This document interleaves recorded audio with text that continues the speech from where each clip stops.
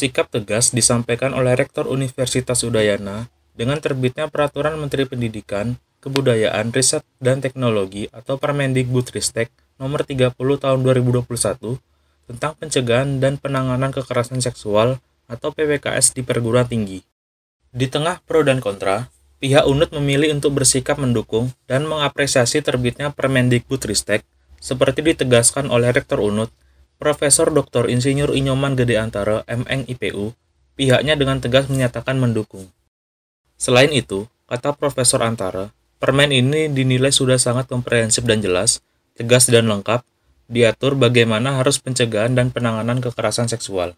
Sehingga lanjutnya, sebagai bentuk dukungan dan apresiasi, sebagai orang nomor 1 di UNUT, pihaknya menyatakan untuk tidak segan memecat oknum dosen atau pihak kampus yang terbukti melakukan pelecehan dan kekerasan seksual. Bahkan, dengan terbitnya permen ini, Profesor Antara juga mengatakan akan secepatnya melakukan pembentukan panitia seleksi yang akan menyeleksi Satgas dan tugas-tugas Satgas ini. Dikatakannya, UNUT dalam waktu dekat akan menindaklanjuti permen ini dengan target awal tahun depan sudah terbentuk Satgas PPKS. Penegasan Rektor UNUT mendukung dan menindaklanjuti terbitnya Permendikbudristek Nomor 30 Tahun 2021 tentang pencegahan dan penanganan kekerasan seksual atau PPKS di perguruan tinggi menuai reaksi beragam dari publik.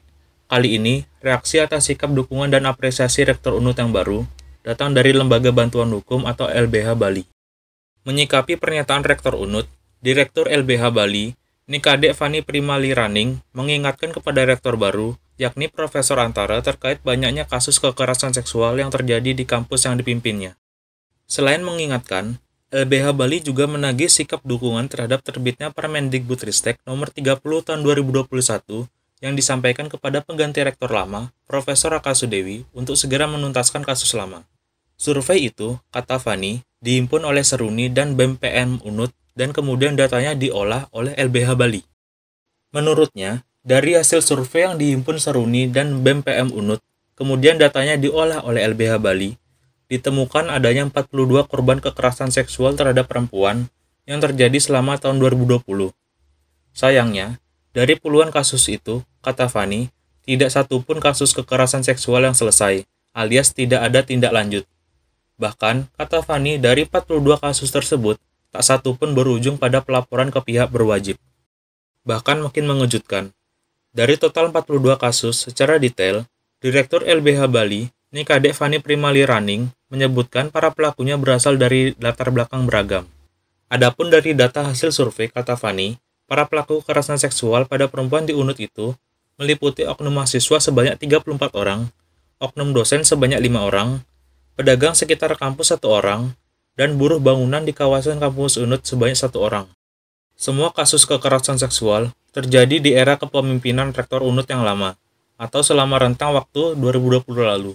Untuk kasusnya, ada 2 kasus pemerkosaan yang dilakukan oleh mahasiswa, 4 kasus intimidasi seksual, 5 kasus kekerasan berbasis gender, dan sisanya adalah kasus pelecehan seksual.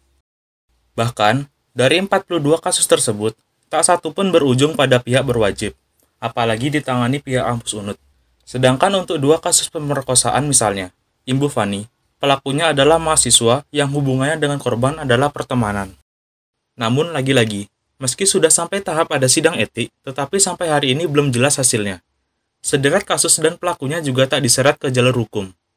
Selain itu, yang makin ironis, meski pihak LBH Bali telah berulang kali mengundang pihak UNUT untuk membuat standar operasional prosedur tentang kekerasan seksual yang komprehensif, namun, undangan itu sama sekali tidak ditanggapi.